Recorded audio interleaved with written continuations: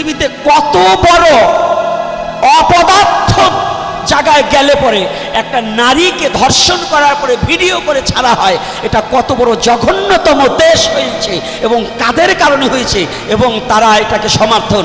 আজ অবধি অন্য কোনো দেশ হলে সাথে সাথে শিরচ্ছেদ করত, কিংবা জনসম্মুখে এই কথাকে ধরে সাথে সাথে ফাঁসি দেওয়া হতো। আইন আসার আগে তোমার কাম সারা, থানারতে পুলিশ আসার আগে তুমি হরিবোল হয়ে যাবা। তার প্রমাণ কুমিল্লা মুরাদনগরের যে ঘটনা, সেই ঘটনাটাকে কেন্দ্র করে যার সর্বনাশ হয়েছে তাকে এখন রাজনৈতিক পুঁজি করার চেষ্টা করছে কিছু দালালের দলে। ওই দালালগুলো যে বিচারের কোনো কথা নাই, এখন যার যার দল বাড়াবার জন্য দালালগুলো ছুটে যাচ্ছে, মার কামারা দালালগুলো। আপনাকে সনাতনী, আপনার নারী পুরুষ এক জায়গায় বসেছেন, আমার কোনো আপত্তি নাই, নিজের শালীনতা বজায় রাখতে হবে। এমন ওই দালালদের খপ্পরে যেন আপনাদের না পড়তে হয়। নিজেকে রক্ষা করার চেষ্টা এবং নিজেকে রক্ষা করার শক্তি আপনার নিজের ধারণ করতে হবে। ভয় পেয়ে আর জীবনে পথ চলা যাবে না। কষ্ট পাচ্ছেন নাকি? কিসের? পৃথিবীতে যাহা কিছু কল্যাণকর অর্ধেক করিয়াছে নারী, অর্ধেক করিয়াছে তার নর। অন্য ধর্মের কথা বাদ দিলাম, সনাতন নেই, নারীকে যত স্বাধীনতা দিয়েছে এত স্বাধীনতা পৃথিবীর কোনো ধর্মে দেয়নি। সনাতনী নারীকে যতটা ভালোবাসা হয় পৃথিবীর অন্য ধর্মে নারীকে এতটা স্বাধীনতা এবং এতটা ভালোবাসা কোথাও পাবেন না। কারণ সনাতন ধর্মে নারীকে দেবীর আসনে বসিয়ে পুজো দেওয়া হয়। সেই নারী সেই সরলতার সুযোগ পেয়ে বেবিচারী হলে তো চলবে না, আপনার শালীনতা বজায় রাখতে হবে। কষ্ট পাচ্ছেন নাকি মা? কি বাবারা কষ্ট পাচ্ছেন আমার এই খোলামেলা কথাটায়? বলা কর্তব্য আছে কিনা, প্রয়োজন আছে কিনা, যেন এই দালাল চক্রের খপ্পরে না পড়া হয়। অর্থাৎ আপনাকে এখন বাংলাদেশের বুকে কোনো নির্বাচিত সরকার নেই। যতদিন পর্যন্ত বাংলাদেশে নির্বাচিত সরকার না হবে ততদিন পর্যন্ত এই বাঙালির কোনো হিন্দু, মুসলমান, বৌদ্ধ, খ্রিস্টান কেউ সুখে ঘুমাতেও পারবে না। কারণ নারী বাড়ি, টাকা বাড়ি এগুলো তাদের করায়ত্ত থাকবে না। এগুলো সব সন্ত্রাসের হাতে বাংলাদেশ কার্যক্রম চলছে। এজন্য যদি না হতো পৃথিবীতে কত বড় অপদার্থ জায়গায় গেলে পরে একটা নারীকে ধর্ষণ করার পরে ভিডিও করে ছাড়া হয়, এটা কত বড় জঘন্যতম দেশ হয়েছে এবং কাদের কারণে হয়েছে, এবং তারা এটাকে সমর্থন। আজ অবধি অন্য কোনো দেশ হলে সাথে সাথে শিরচ্ছেদ করত, কিংবা জনসম্মুখে এই কথাকে ধরে সাথে সাথে ফাঁসি দেওয়া হতো।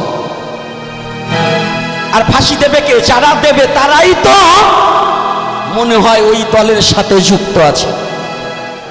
যদি যুক্ত না থাকবে, আজকে হিন্দু মুসলমানের কত কথা না, আজকে আমার মা বোনের কথা।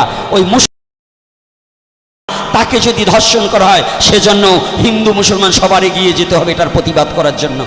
আজকে দেখেছেন বাংলার বুকে, আজকে আমি 5ই আগস্টের পরে আজকে আমার মনে একটা শান্তি জেগেছে। কোনটা জানেন? এই মেয়েটাকে ধর্ষণ করার পরে এর বিচারের দাবিতে ঢাকাতে সমস্ত মুসলমান মায়েরা পর্যন্ত বুরকা পরেও তারা রাস্তায় নেমে দাঁড়িয়েছে। এজন্য আমি আজকে একটু শ্বাস ছেড়েছি যে না, এই তো প্রতিবাদ এবং এটাই করা উচিত। আমি বাঙালি, হিন্দু, মুসলমান, বৌদ্ধ, খ্রিস্টান, এটা পরে আমার এই বাংলায় জন্ম, বাংলায় আমার মাতৃভূমি, বাংলায় অন্যায়কে আমরা আশ্রয় দেব না। কি কষ্ট পাচ্ছেন নাকি? এটা আমি কারোর কাছে ভোট চাইছি না, কোনো দলের সাপোর্ট করছি না। বাংলাদেশে আমি গোপীনাথ কোনো দলের সাপোর্ট করে কারোর সাথে কথা বলি না। আমি কোনো রাজনীতিবিদদের দালাল নই। আমি শুধু অন্যায়ের বিরুদ্ধে দুটো কথা বলি। তবে কোনো মুসলমানকে আমি ভয় পাই না। কেন ভয় পাবো? তারা আমাকে যতটা সাহস যোগায়, এবং মুসলমান বাবারা আমার সাথে ফোনে কথা বলে যে বাবা আপনি যে কথা বলছেন সত্য। কিন্তু আমাদের এই কিছু মূর্খ হিন্দু আছে দালাল, এই দালালগুলো আরো আমাকে ভয় ভীতি দেখিয়েছে, অনেক দালালগুলো। কারণ ওরা নিজের কয়দিন পরে নিজের মেয়েকে যখন নিয়ে ধর্ষণ করবে সেদিন ওদের কিছু হবে না,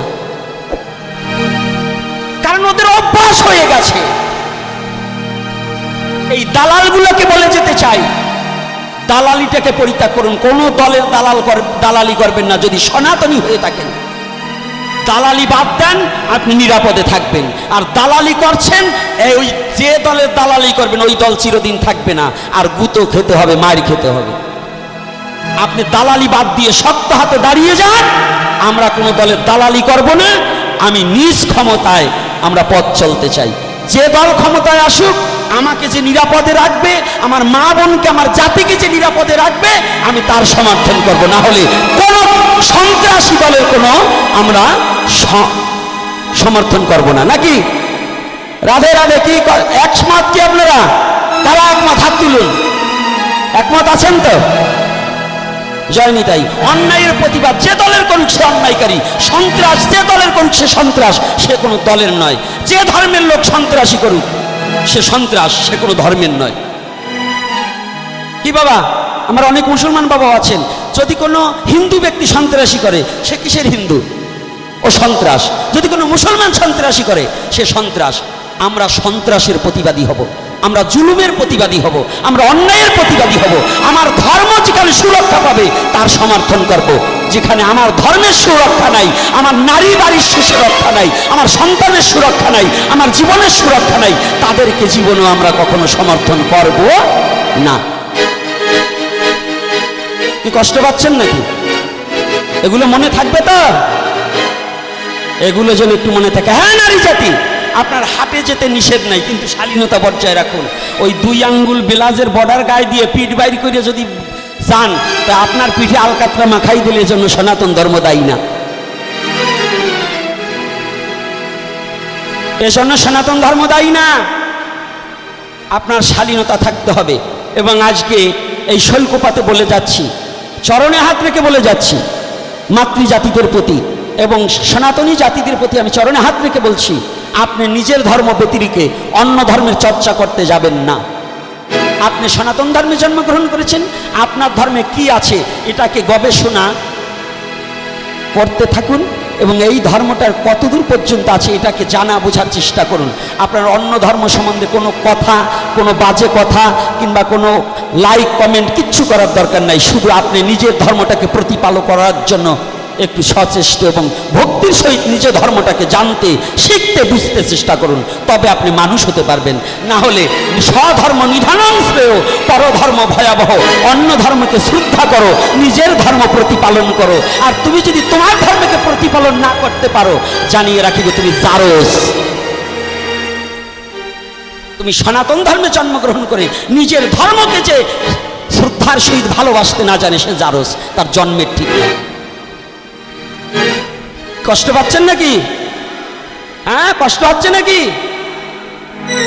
কষ্ট হইলেও কিচ্ছু করবার নাই। আমি আমার দেহে যতদিন রক্ত থাকবে আমার রক্তে বিন্দু এটা বলেই যাবে। আমি ওই ভয় পাওয়া লোক না। কি হয়েছে? মৃত্যু?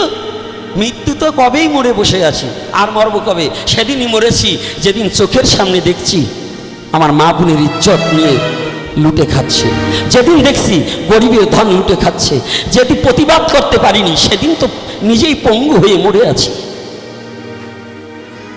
সেদিনই পঙ্গু হয়ে গেছি। যেদিন অন্যায়ের প্রতিবাদ করতে পারিনি সেদিনই মরে বসে আছি। আর মরার ভয় দেখিয়ে গোপীনাথকে কোনোদিন কাত করা যাবে না। তবে হিন্দু জাতিকে বলছি, একজন এগোতে চাইলে তাকে এগোতে দেন, পিছন থেকে টানাটানি করবেন না। টানাটানি করবেন না, আর কারো সরলতার সুযোগ পেয়ে আঘাত করতে চেষ্টা করবেন না। এটা আপনাদের একটা দোষ। তাই এটাকে ভুলে যান। এখন একটাই সময় এসেছে, একত্রিত হন। কে ব্রাহ্মণ, কে ওই ক্ষত্রিয়, কে বৈশ্য, কে শূদ্রীয়, কে সাহা, কে কুণ্ডু, কে নমো, কে মেতরমুসি, ওটা দেখার সময় আগেই চলে গেছে। আমার মহাপ্রভু বলছে, যেই ভজে সেই ভক্ত, আর সব ছাড়, কৃষ্ণ ভজনে নাই জাতি কুলাদি বিচার।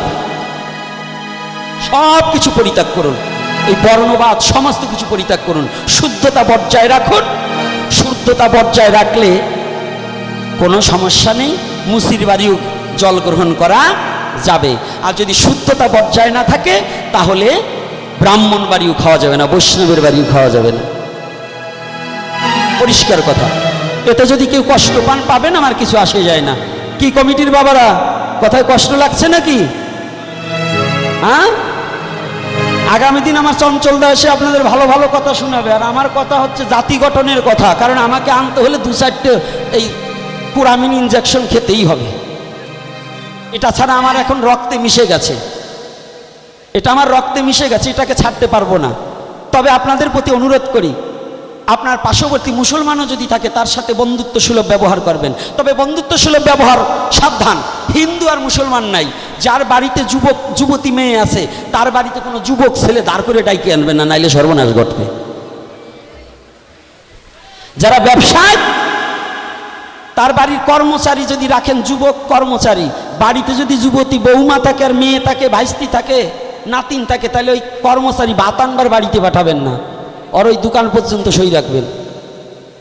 বাতের বাটি দরবার যাই হাতের ভিতর টিপ মাইরে 13 দিন পরে সদরুদ্দির সালের সাথে কবে হ্যালো হ্যালো, তারপরে চলে গেল শেষে আর ধর্মে ওই হরিনামে কাজ হবে না, আগে নিজের সচেতনতি হবে। এই যে বক্সবাজার আসছে না, কয়েকটা ঘটনা ঘটছে। বক্সবাজার আসছে, যুবক ছেলে আইছে, ওই রকম ভালো বড় লোকের মাইয়ে নিয়ে কিন্তু হরিবল ধর্মান্তরিত করছে ব্রেন ওয়াশ করে।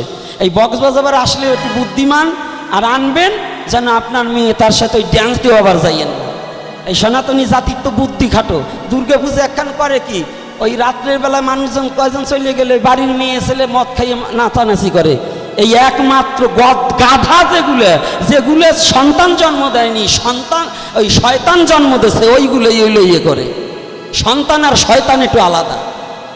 এই জন্য চরণে হাত রেখে বলি, দুর্গা পূজায় মদ খাওয়া যাবে না, মেয়ে নাচানো যাবে না। যারা মেয়ে নাচাবেন ওরা প্রকৃত মা বাবা নয়। ওর সন্তান জন্ম দেওয়ার পশুর সন্তান জন্ম দেওয়া এক হলো। সনাতন ধর্মটা কি মেয়ে নাচানোর জন্য নাকি? কি কথা বলেন না কেন? সনাতন ধর্ম কি মেয়ে নাচানোর ধর্ম? আপনার মেয়ে নাচাবার যাবেন, ওই বক্সালা কি গান, ওই গান আনবাজ দিদি নাম্বারটা দিয়েন, কথাটা বোঝেন নাই? ওই নাম্বার আপনাকে ওইভাবে দেবে না তো, হ্যাঁ কায়দা আছে। নাম্বারটা দেবো, বলবো কেমনি দেয়, ওই ড্যান্স দেবে যাইয়া 0 1 7, কথা বলছেন?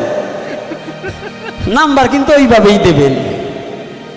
আর উনি ওই জায়গায় বসে টেপবে। আপনার মাইয়া 4 তলায় থাকলে কি হবে, ওই গাছতলায় যাইতে সময় লাগবে না। সাবধান, কথা হাসতেছেন, এরকম ঘটছে কিনা তাই বলে, ঘটছে কিনা। তো এজন্য আজকে ওই আমি খালি হরি কথা বলবো না, জগন্নাথকে প্রণাম করি, কারণ যাতে নিজের জাতি রক্ষা পায়, নিজের স্বজাতি রক্ষা পায়, সচেতন বৃদ্ধি পায়, দেশে যেন অনৈতিক কার্যকলাপ না হয়, এজন্য আমার কিছু কথা বলতেই হবে। আমাকে না বললেও আমি বলবো, এটা আমার নৈতিক কর্তব্য। আমি সনাতনী হিসাবে আমার সনাতনকে যদি ওই খালি দিব্য জ্ঞান না, কর্মজ্ঞান দান যদি না করতে পারি, তাহলে আমি প্রকৃত সনাতনী নয়।